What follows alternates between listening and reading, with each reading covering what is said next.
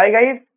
अभी हम लोग यहाँ पे क्वेश्चन नंबर 11 डिस्कस कर रहे हैं। ठीक है, बहुत ध्यान से देखिएगा, बहुत इंपॉर्टेंट क्वेश्चन है ये। कहते हैं in the figure below when the budget line was originally that 5f plus का 10c is equals to 200। Guys ये हमारा इस क्वेश्चन में डायग्राम है जो कि अभी अगले पेज पर मैं आपको भी दिखाऊंगा।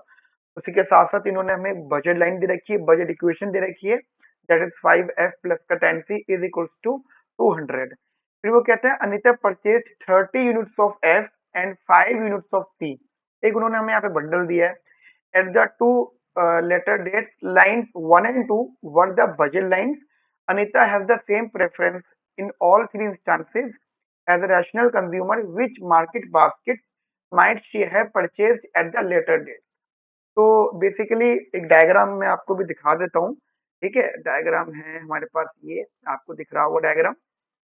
ठीक है, यहाँ पे क्लॉथिंग है और फूड है, वाई एक्सिस पे क्लॉथिंग है, एक्स एक्सिस पे फूड है। और ये जो लाइन है ना, बजट लाइन, ये वाली वो बजट लाइन है जिसकी उन्होंने इक्वेशन दी है। ठीक है, 5f प्लस का 10c इज इक्वल टू 200 जिसको उन्होंने बजट इक्वेशन दी है, ये वो है। अच्छा, दो बजट लाइन और है अपने पास यहाँ पे, एक ये है 1 वाली, ठीक है, एक ये है 2 वाली। तो वो जो 1 वाली वो फ्लैटर है, इसका मतलब उसका स्लोप कम रहा होगा। जो 2 वाली वो स्टीपर है, इसका मतलब उसका स्लोप ज्यादा रहा होगा। ठीक है, अब वो कहते हैं कि हमारा कौन सा बास्केट प्रेफरेबल होगा, या कंज्यूमर या अनीता कौन सा बास्केट अब जो है प्रेफर करेगी, परचेज करेंगी वो। ठीक है, अब इस क्वेश्चन को जो आंसर है आपको बाइंग एंड सेलिंग वाले टॉपिक के थ्रू देना है, यानी आपको यहाँ पे रिवील्ड प्रेफरेंस वाला टॉपिक भी लेकर आना है। मैं आपको डायग्राम दोबारा बता के अच्छे से इसको समझाता हूँ। ठीक है, तो we have the page question number 11, हम लोग यहाँ पे डिस्कस कर लेते हैं। क्वेश्चन नंबर 11 में बजट इक्वेशन जो हमें यहाँ पे सबसे पहले इन्होंने दे रखी है, बजट इक्वेशन दैट इज, जो बजट इक्वेशन हमें दे रखी है, दैट इज 5f प्लस का 10c इज इक्वल्स टू 200। ठीक है, और एक इन्होंने हमें यहाँ पे बंडल भी दे रखा है, तो वी हैव बंडल 30,5। ठीक है बेटा, 30,5 ये अपने पास में एक बंडल है। उसके बाद में अब डायग्रामेटिकली अगर मैं आपसे बात कर भी लेता हूँ, तो डायग्राम हमारा कुछ इस प्रकार बनना चाहिए।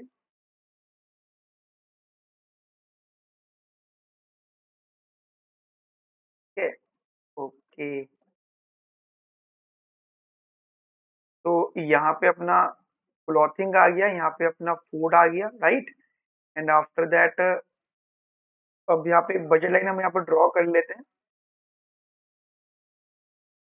ब्लैक, ये तो ब्लैक से बना लेते हैं, ब्लैक पेन से। This is my 1 budget line. ठीक है, ठीक है, ये थोड़ी सी बोल्ड मैंने बनाई है। अब मान लो जैसे कि उन्होंने बताया है, ये पॉइंट हो गया अपने पास में। अगर हमने रखा सी को 0, तो ये एफ को 0, तो सी हो गया 20। ठीक है, और अगर हमने रखा, ओके, ठीक है, और ये हो गया 40। ओके, परफेक्ट है। और यहाँ पे ना एक बंडल और ले लिया जो गिवन बंडल है। लेट सपोज हमने यहाँ पे इस बंडल को ले लिया, ये 5 आ गया और ये 30 आ गया। ठीक है बेटा, अब उन्होंने दो बजट लाइन बोली है, बना लेते हैं। एक बजट लाइन को हम यहाँ से बना लेते हैं, ठीक है, थोड़ी सी फ्लैटर।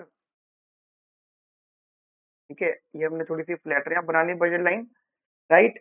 और एक बजट लाइन हम बना लेते हैं इधर स्टीपर थोड़ी सी। ठीक है, तो स्टीपर हम यहाँ बना लेते हैं। कौन सा कलर है, ये कलर ले लेते हैं, perfect।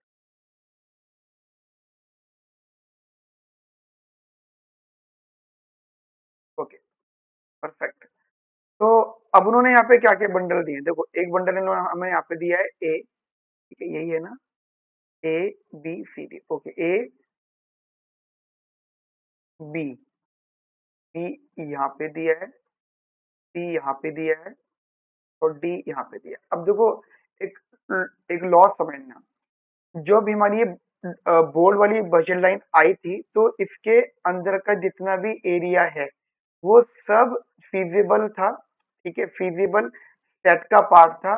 और अब वो प्रेफरेबल नहीं रहने वाला। क्यों? क्योंकि अगर आपने कोई भी एरिया पहले स्किप कर दिया था, पहले आपने उसको नहीं चूज किया था, और आपने उसको स्किप कर दिया, तो फिजिबल होने के बाद में आपने उसको नहीं कंज्यूम किया, तो अब वो आपके लिए लेस प्रेफरेबल एरिया है। ठीक है, तो एक बार बताओ, आप अगर सी बंडल को लेते हो, ठीक है, और आप अगर डी बंडल को लेते हो, इन्होंने ऑप्शन दिया है सी और डी, तो eight point C and D, जो एजेंट है, जो अनीता है, गेट्स स्ट्रिक्टली वर्ड्स ऑफ। क्यों? क्यों स्ट्रिक्टली वर्ड्स ऑफ? क्यों? बिकॉज दीज बंडल्स, आप लिख, मतलब मैं आपको समझा रहा हूँ, इसलिए मैं आपको बढ़िया तरीके से लिखवा रहा हूँ कि एग्जाम में कभी भी पूछा भी जाए तो आप बता दो। Because these bundles are lie on the feasible area, or you can say that shaded area,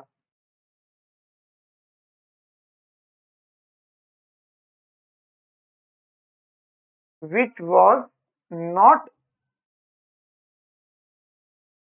chosen by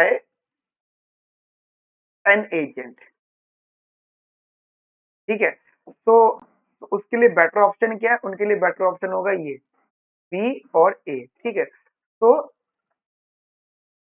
A comma B the better bundle